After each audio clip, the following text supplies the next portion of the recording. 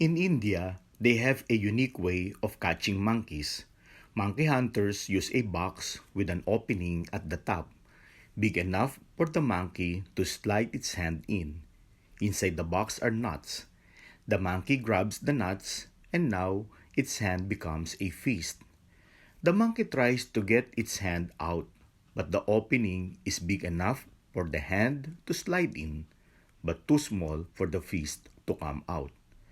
Now, the monkey has a choice, either to let go of the nuts and be free forever, or hang on to the nuts and get caught. Guess what the monkey does every time? Hindi niya bibitawan ng nuts and gets caught. The monkey is trapped because it believes the value of the food overrides all. Parang ganito rin ang nangyayari pag may nakasakit sa atin. Pwede nating palampasin or pwede nating patulan. Unfortunately, most of the time, we take offense for the wrongdoings of others. Thus, we fall into the trap. The word offense came from the Greek word skandalon, meaning a trap, a snare, any impediment placed in the way and causing one to stumble or fall, which causes them pain and discomfort. Hence, it offends them. Kapag tayo ay nagalit dahil hindi tama ang ginawa sa atin, feeling natin na bastos tayo, hindi tama ang pagtrato sa atin, niloko o dinaya tayo, sinabihan tayo ng masakit o chinismis tayo, we are like the monkey that falls into the trap. I'm not saying that we deny that something wrong is done to us. No. In fact, when we are hurt, it is important to recognize and acknowledge it. Yet, we should let go because we don't want to be trapped and be chained into our anger forever. In the Bible, the prophet Jeremiah was a holy man who prophesied before the Babylonian exile. He predicted God's forthcoming judgment and called the people to repentance. But they did not heed his warnings. He saw the blindness of the king's advisors, and he faced the anger of the king's court. He lamented because he was stuck between an insistent God and a resistant people. He was misunderstood, he looked like a fool, and became the laughingstock to everyone. But how did Jeremiah live in the face of such hostility? Even though he often expressed his anger and frustration, he never failed to remember God who caused him to prophesy, and he believed that God would save him and his enemies would see their shame and fall.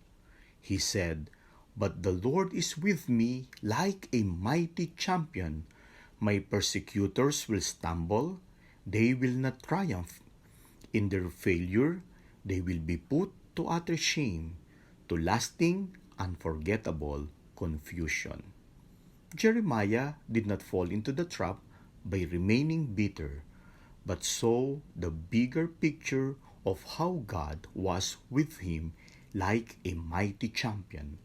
He knew that the success of evildoers will not last, for their characters will be revealed and the good will see the light of day. Kaya kapag may gumawa sa atin ng masama, huwag natin itong hayaang umugat sa ating mga puso. We must be smart not to fall into the trap. When someone mistreats us, cheats us, rude to us, ignores us, inconsiderate to us, slander us, wrongfully accuse us, and disrespect us, recognize that this is our enemy trying to trap us. It is natural to feel upset, frustrated, and offended, but we must not cling on to these negative feelings, but immediately let go and stay in peace.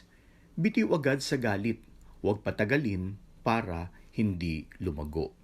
Always remember what the prophet Jeremiah said, "The Lord is with me like a mighty champion.